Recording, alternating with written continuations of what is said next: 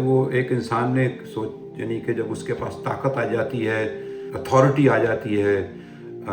تو وہی سمجھتا ہے مجھے کوئی دیکھ ہی نہیں رہا، یعنی کہ میں اب طاقتور ہوں، اور وہ اس گھمنڈ میں آ جاتا ہے۔ تو اللہ سبحانہ تعالیٰ نے فرمایا اَيَحْسَبُ، کیا انسان یہ سمجھتا ہے کہ اس کے اوپر کوئی طاقت نہیں ہے؟ اَيَحْسَبُ أَن لَّن يَقْدِرَ عَلَيْهِ أَحَدٌ، یا پھر اَيَحْسَبُ أَن لَّمْ يَرَهُ أَحَدٌ، کہ اس کو کوئی دیکھنے والا نہیں ہے۔ یہ بھی اللہ سبحانہ وتعالیٰ نے یعنی کہا کہ اس کا مطلب یہ ہے کہ کسی کے پاس اگر اتھارٹی آ جائے، دولت آ جائے، کسی بھی طریقے سے آئے، یقول اہلکت مالا لبدا، کسی بھی طریقے سے اس کے پاس دولت آ جائے تو وہ دولت اور یا طاقت آئے تو کہتا ہے کہ اب میرے پاس مجھے کوئی اکاؤنٹیبلٹی نہیں دینی کسی کو بھی، مجھے کوئی دیکھنے والا نہیں ہے، اب میں بس میرے پاس طاقت آ گئی۔ تو اللہ سبحانہ تعالیٰ لیٹر آن اسی سورہ میں بتایا والذین کفروا بآیاتنا هم اصحاب المشأمہ، وہ لوگ جو کہ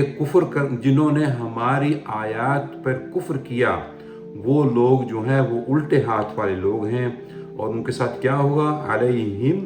نار مؤصدہ، وہ آگ کے اندر ایسی جگہ بند کر دی جائیں گے جس کا کوئی آؤٹ لیٹ یا جس کا کوئی دروازہ یا اس سے وہ کبھی باہر نہیں نکل سکیں گے۔ تو یہ تو ان کی بات ہو گئی۔